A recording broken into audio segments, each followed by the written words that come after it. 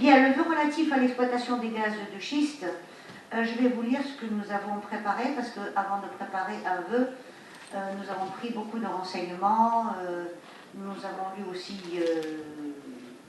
les articles qui sont arrivés sur notre bureau d'ailleurs, et puis certains courriers, et bon, je fais grande confiance à M. Pietrasanta, qui est un spécialiste et un scientifique de haut niveau, ainsi que le scientifique aussi, le professeur de la fac de sciences qui a écrit sur la Gazette.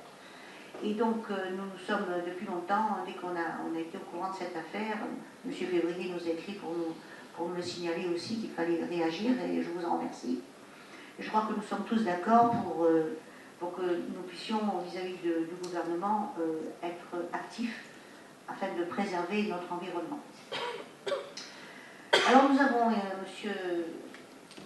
Monsieur Nicodème a préparé un texte que nous avons amendé un peu avec Monsieur Housset d'ailleurs,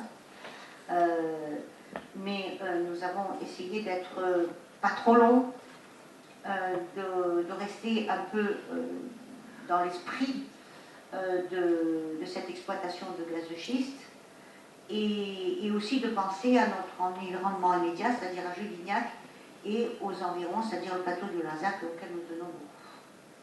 Et puis, vous le direz, ça je l'ai fait rajouter, c'est que, j'ai expliqué l'autre jour, que l'Hérault c'est un cirque avec la plaine, et il y a toutes les montagnes autour, et c'est une des plus grosses réserves d'eau de la région, et même le sud de la France, parce que tous les eaux de ruissellement, et ça nous avions eu une étude qui était tout à fait en ce sens remarquable, par le Conseil général, enfin fait par des spécialistes, bien entendu, et qui avait été demandé par le Conseil général en son temps. Et donc, à un moment donné, même, l'Hérault devait ravitailler le Tarn qui a souvent des étiages et qui n'a pas une ressource aussi importante que la nôtre. Donc, il nous faut garder ce patrimoine très important. Oui, je vous donnerai la parole, monsieur Février. Il nous faut garder ce patrimoine très important et le garder intact sans le polluer. C'est pour ça d'ailleurs que nous avons fait un recours contre les déchets inertes sur la route de Grabel à Bel-Air. Nous avons gagné, ils ont bien entendu fait appel, mais nous allons tout faire pour essayer d'empêcher que ces déchets inertes, soi-disant, avec, disons, un certain agrégat qui peut être très nocif si ça filtre, c'est-à-dire certains déchets qui peuvent s'infiltrer parce qu'ils c'est de la poussière et qui peuvent pénétrer les nappes, et qui, bien entendu, sont les résultantes disons, de démolition. Et en plus, vous savez ce qui se passe, ce sont des déchets qui ne sont pas soumis à des contrôles rigoureux, ces déchets inertes. Et bien entendu, on sait très bien, puisque beaucoup de personnes l'ont constaté et m'en ont parlé, ils sont prêts à témoigner, que là, on ne met pas que des déchets inertes des bâtiments, on met aussi un peu n'importe quoi. Et là, ça risque de polluer les nappes de Julignac, et surtout, si nous lançons le thermalisme avec le groupe Vichy, ainsi que la balnéothérapie, ça risque de porter un préjudice énorme à la commune, parce que ça a apporté énormément de tourisme, 50 emplois sur le site, plus sur l'autre site une cinquantaine d'emplois aussi. Donc dans les 2-3 ans qui viennent, on peut avoir une centaine d'emplois de créés, sinon plus d'ailleurs, parce qu'il y en a encore peut-être plus, je n'ai pas compté tout ce qui va s'implanter. Donc nous risquons d'avoir une catastrophe écologique sur la commune, ce que je ne veux pas, que je ne voudrais pas permettre, avec, je pense que nous sommes tous d'accord en ce sens d'ailleurs, et j'espère que la solidarité de tout le conseil municipal se fera en ce domaine. Bien, je lis d'abord le texte, si vous voulez parler avant, vous voulez parler M. Février, je vous donne la parole. Merci, madame. J'ai été informé en décembre de cette situation par Gaël Bélandière, un ami géologue aveyronnais, professeur agrégé, qui, après avoir constitué un dossier technique sérieux, a décidé de saisir les collectivités aveyronnaises, notamment concernées, ainsi que le ministère. L'arrêté de Jean-Louis Borloo, ministre de l'Écologie et du Développement durable, en date du 1er mars 2010, est paru au JO du 10 mars 2010. Curieusement, il est passé inaperçu jusqu'à la fin de l'année 2010. Il concerne 3 permis exclusifs de recherche recherche et de prospection de mines d'hydrocarbures liquides ou gazeux dans le sud de la France à la société Texan Nous reprenons tout ça. Schubach Énergie Non, mais pour les continue, permis de continue. Nantes Continue. et de Villeneuve-de-Berg et à la société Total pour le permis de Montélimar. J'ai noté que le permis de Nantes s'étend sur un territoire exclusif, vous avez marqué, 4000, donc on est d'accord, 4414 km², qui comprend la moitié sud du département de la Lozère, le quart du sud-est du département de l'Aveyron et un tiers du département de l'Hérault, rejoint par le permis de Montélimar qui comprend un territoire de 4327 km² sur la plus grande partie du département du Gard et l'est de l'Hérault. Notre commune est en totalité concernée puisque le territoire du permis de Nantes tangente Montpellier au niveau de la Mosson, allant effleurer au sud l'étang de Thau et le permis de Montélimar descend jusqu'au nord de Montpellier. Nord de Montpellier, je précise, c'est le cause de Melas qui te... Oui. Ça ne vient pas jusqu'à Juvignac, mais nous sommes concernés parce que le cause de Melas, l'eau, d'après le géologue qui travaillait pour la commune, Robert Oringo, nous disait que l'eau thermale de Juvignac viendrait du cause de Melas. Or, le cause de Melas est concerné par ce décret. La méthode de recherche et d'exploitation, je crois qu'il faut être un peu pédagogue. Hein. Oui. Le gaz de schiste est un gaz naturel. Même la recherche pourrait être négative s'ils font des recherches à 3 km de profondeur et qu'ils commencent à mettre de l'eau. D'abord, ça consomme énormément d'eau. Hein. Et deuxièmement, ça risque de polluer les nappes, même dans la recherche. Il faut être prudent. Hein. Le gaz de schiste est un gaz naturel non conventionnel qui est présent dans les roches sédimentaires argileuses très compactes, marne noire, qui contiennent plus de 5% de matière organique. L'épaisseur de ces couches varie de 10 à plusieurs dizaines de mètres, à des profondeurs exploitables jusqu'à 5000 mètres actuellement. Ces matières organiques emprisonnées ont évolué en kérogène et non kérosène, substance pouvant fournir du pétrole ou du gaz combustible.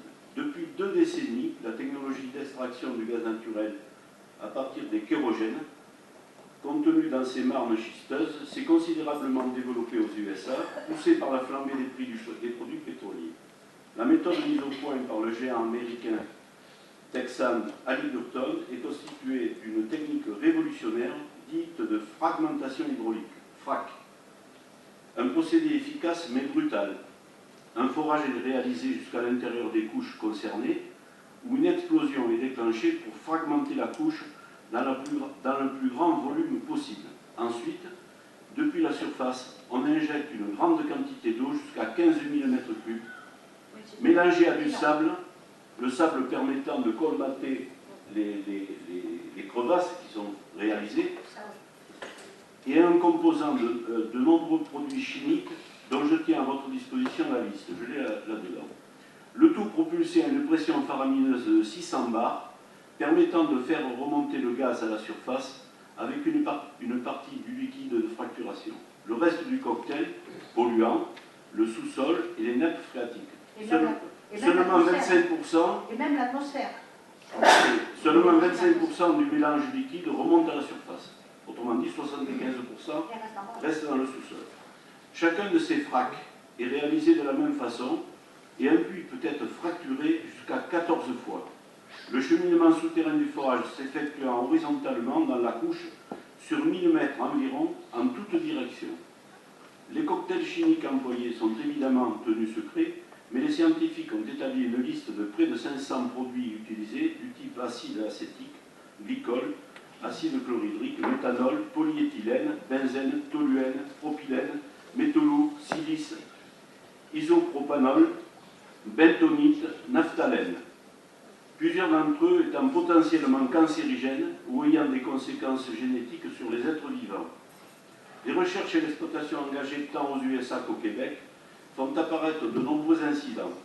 Les industriels ont violé 1400 fois la réglementation en Pennsylvanie entre janvier 2008 et juin 2010. Il faut savoir qu'aux États-Unis, la loi du sous-sol n'est pas la même qu'en France.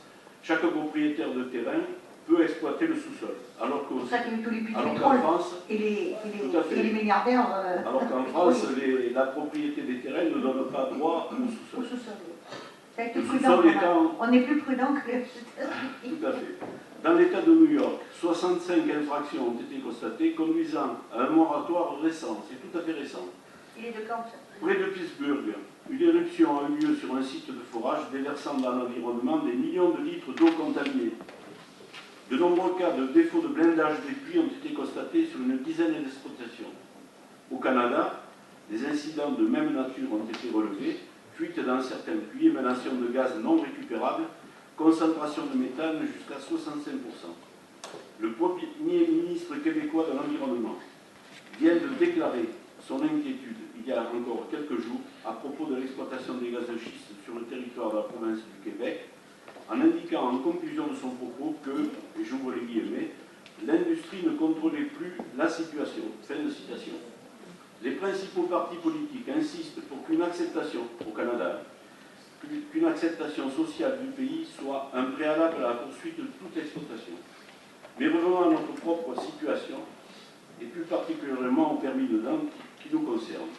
La phase de recherche et ensuite exploitation éventuelle va certainement démarrer sur le Larzac, dont le sous-sol karstique, troué comme du gruyère, présenterait des couches importantes de marne noire et de schiste, censées renfermer ce fameux gaz de schiste. Mais ce sous-sol est aussi une réserve aquifère énorme, dont les récents sondages ont établi une grande importance, ainsi qu'une interdépendance avec les sources du Durzon, du Cernon, de la Sorgue et de la source qui alimente la ville de Millau. L'emprise des recherches s'étendant aussi sur le versant sud de l'Égoal. C'est le Gard et l'Hérault qui seraient aussi concernés.